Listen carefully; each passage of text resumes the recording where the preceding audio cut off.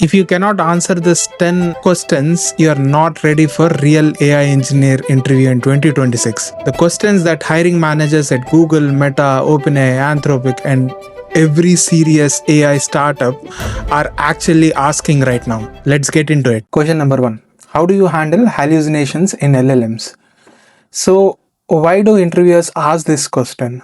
Hallucinations are the number one reason companies don't trust AI in production. So, if you are building anything customer facing, you need to know how to stop the model from making things up. This question separates people who have actually deployed AI from those who have only played with ChatGPT. Here's how you should answer this question. Start by explaining what hallucinations are. Hallucinations is when the model generates confident sounding text that is actually or factually wrong or completely fabricated. Then walk through your mitigation stack. First, talk about retrieval augmented generation. RAG forces the model to answer from real documents instead of its own parametric memory. You retrieve relevant chunks from a vector database, inject them into prompt, and instruct the model to only use the provided context. This alone eliminates the majority of hallucinations in enterprise settings. Number two would be chain of thought prompting. When you force the model to reason step by step, it exposes its logic. You can catch faulty reasoning before it reaches the user. Number three would be grounding and citations. Make the model cite its sources. If the model can't point to a source, it shouldn't say it at all. Tools like guardrails and output validators can automatically flag unsupported claims. Number four is temperature control. Temperature is when a parameter that we can use to control variability and funkiness of the answer. A lower temperature parameter for LLMs means more deterministic outputs. For factual tasks, keep it close to zero. Number five would be evaluation loops. Use automated hallucination detection frameworks. Metrics like faithfulness, score, and context precision from libraries like Ragas that you quantify how much your system hallucinates and track improvement over time. Bonus points if you mention that you'd also fine tune on domain specific data when RAG alone isn't enough. And also mention about the human in the loop. Review of the outputs for stakes that are high. Human in the loop will help in that case. Question number two is how can you reduce the cost of running LLMs? So interviewers ask this question because AI is expensive. A single GPT-4 powered feature can cost thousands per day at scale. Companies don't just want engineers who can build. They want engineers who can build without burning through the entire budget. Now, let's see how you should answer this question. This is where you show commercial awareness, not just technical skill. Model selection and routing. Not every query needs GPT-4 or Cloud Opus. Build a route that sends simple queries to smaller and cheaper models and only escalate complex ones to big model. This alone can cut costs by 60 to 80%. Number two is prompt optimization. Shorter prompts cost less. Strip unnecessary instructions, reduce few short examples, and compress your system prompts.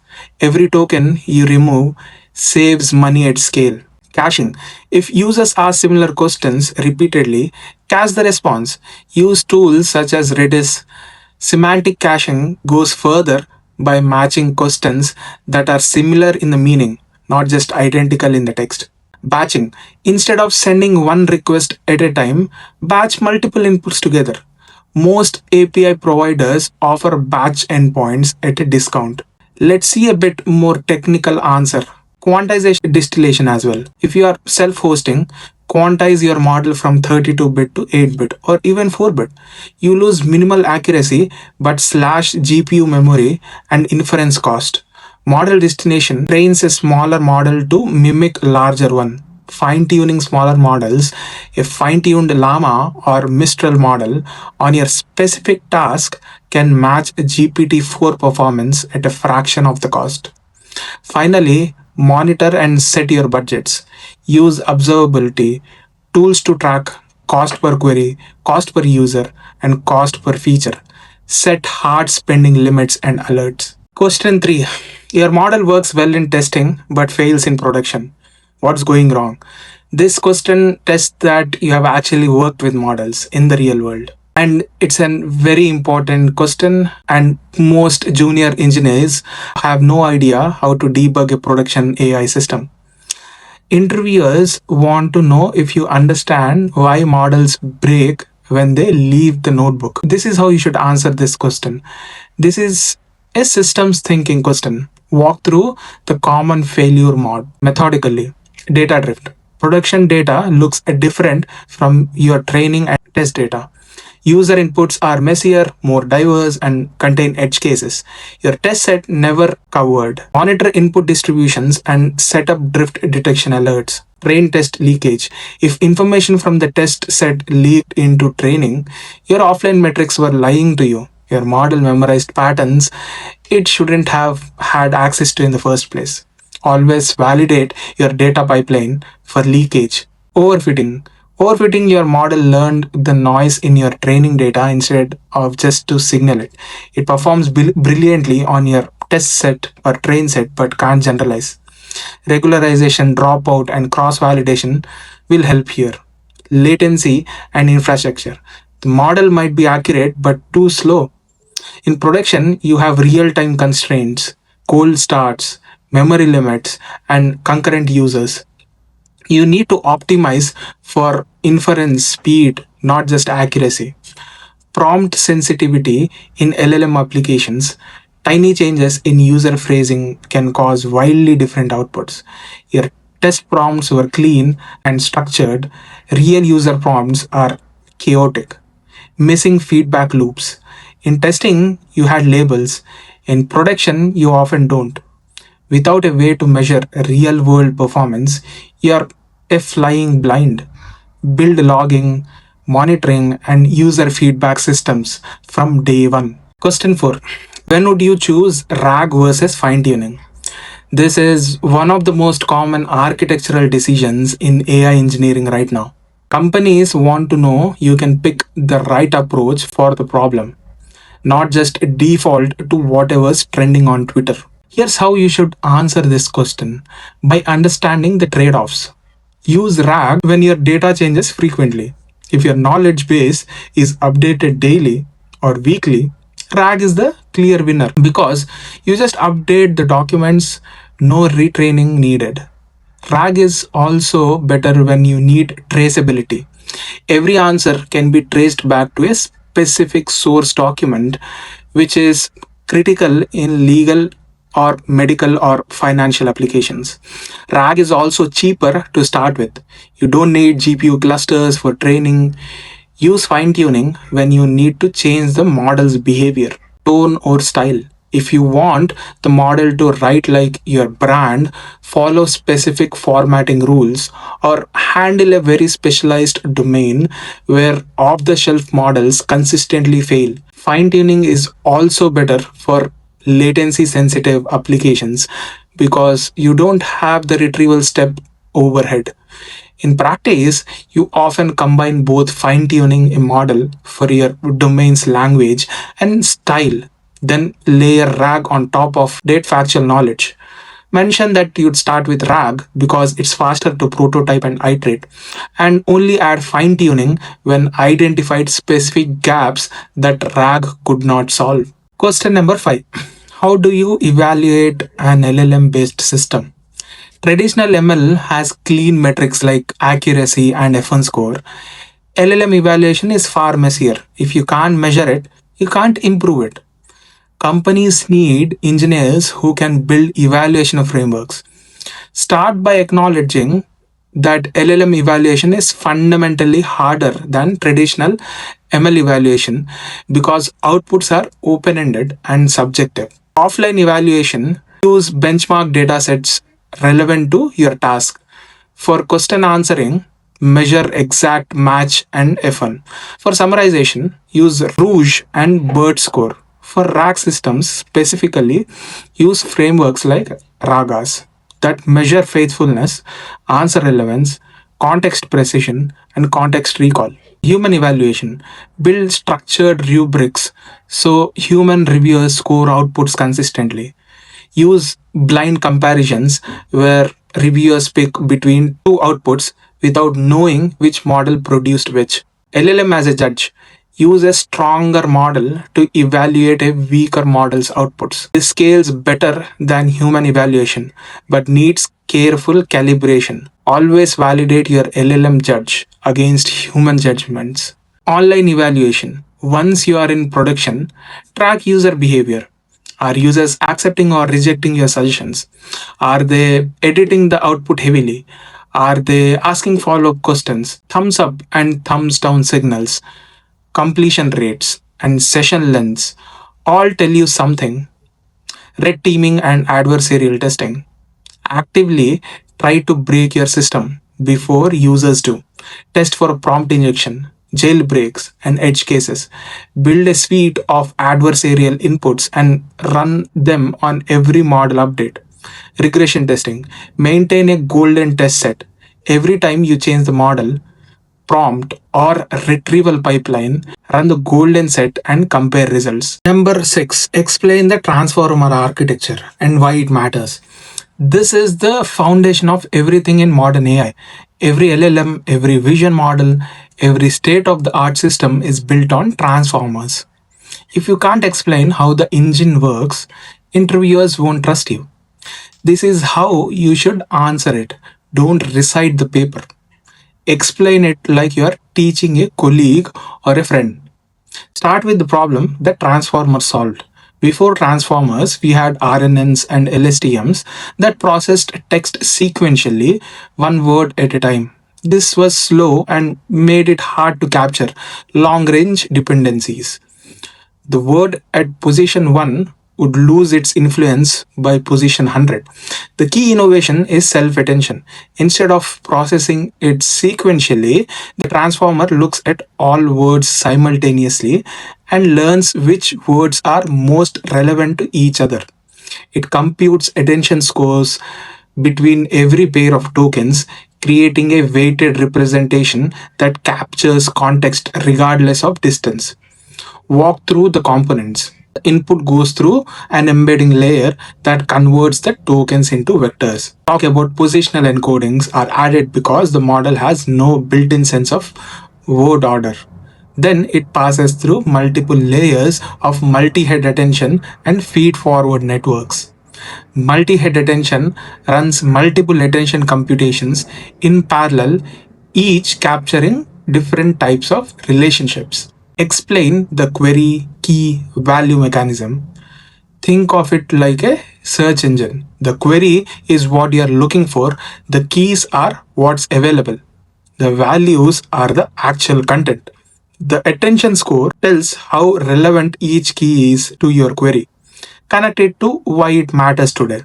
Transformers enabled parallelized training on massive datasets, which led to the scaling laws that gave us ChatGPT, Claude, Gemini, and everything else you see today.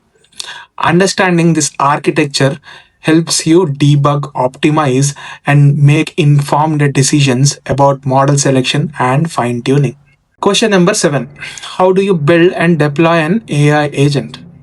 So 2025 and 2026 are the years of AI agents. Every major company is building agentic systems.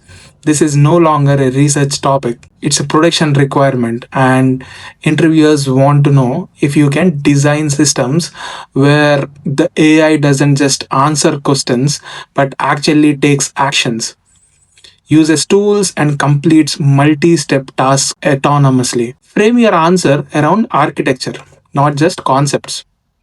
Start with the core loop. An AI agent follows a reasoning action cycle. It receives a task, reasons about what to do, selects and uses a tool. A tool observes the result and decides whether to continue or stop. The React pattern, reasoning plus acting, is the most common framework for this. Tool design: the agent is only as good as its tools. Define clear, well documented tool interfaces. Each tool should do one thing with clear input schemas and error handling. Think API calls, database queries, web searches, code execution, file operations, memory and context management. Agents need short term memory for the current conversation and long term memory for persistent user information and the past interactions. Design a memory architecture with clear tiers, session context, midterm preferences, and long term knowledge. Error handling and recovery in production tools fail. APIs timeout. The agent misinterprets a step. Build retry logic with exponential fallback tools and graceful degradation.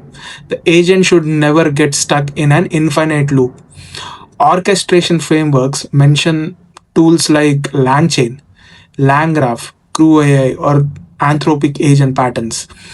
Built emphasis that understanding the underlying patterns matters more than knowing a specific framework. What is prompt engineering and how do you use it in production? So, prompt engineering is often dismissed as not real engineering, but in production LLM systems, the prompt is your most critical piece of code. A badly designed prompt can make a great model useless. A well designed prompt can make a cheap model perform like an expensive one. Start with few short prompting with carefully curated examples. Don't just throw in random examples. Select examples that cover edge cases. Demonstrate the exact output format you want and include both positive and negative examples. The quality of your examples matters more than the quantity. Chain of thought. For complex reasoning, when the task requires multi step thinking, explicitly instruct the model to reason step by step. This dramatically improves accuracy on math logic analysis tasks. Output structuring. Use libraries like Pydantic, JSON schemas, XML. In production, you need outputs you can programmatically process and store it in database. Text format will not work. Prompt chaining. Break complex tasks into simple prompts. Each prompt does one thing well and the output feeds the next prompt. This is more reliable and easier to debug than one massive prompt trying to do everything. Question 9. How do you handle security and safety in AI systems? AI security is no longer optional. Prompt injection, attacks, data poisoning, and model misuse are real threats that have already caused public incidents, and with AI agents, the vulnerabilities are on the rise. This is where you show maturity as an engineer. Start by saying prompt injection. This is the SQL injection of AI. Users craft inputs that override your system prompt and make the model do things it should not. Defend against this with input validation, instruction hierarchy, where the system prompt always takes priority, and output filtering. Never trust user input to be benign.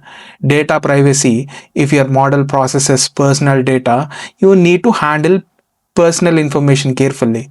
Implement data masking before sending it to third party APIs. Understand where your data is stored and processed. Know the compliance requirements for your industry, GDPR, HIPAA, SOC, content filtering, and guardrails. Build multiple layers of defense. Input classifiers catch harmful requests before they reach the model. Output validators check responses before they reach the user. Topic instructions prevent the model from discussing things outside of its scope. Model access control. Not every user should have access to every capability. Least privilege access. Implement role based access, rate limiting, and usage monitoring. Detect and block abusive patterns, adversarial testing. Regularly red team your system. Try to break it before your users do. Test for jailbreaks, data exfiltration attempts, and edge cases that bypass your guardrails. If you are using open source models, verify their integrity. Model weights can be tampered with dependencies. Dependencies can be compromised. And finally, in the OG AI interview question, design a production AI or ML system end to end. This is the ultimate senior level question. It tests everything: system design, trade off analysis, infrastructure knowledge, and communication skills. Companies ask this because they need engineers who can think beyond the model and design the entire system around it. How to correctly answer it?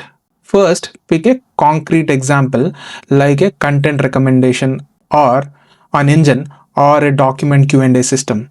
Requirements gathering. Start by clarifying the problem. What's the input? What's the expected output? What's the latency requirement? What's the scale? What's the accuracy threshold?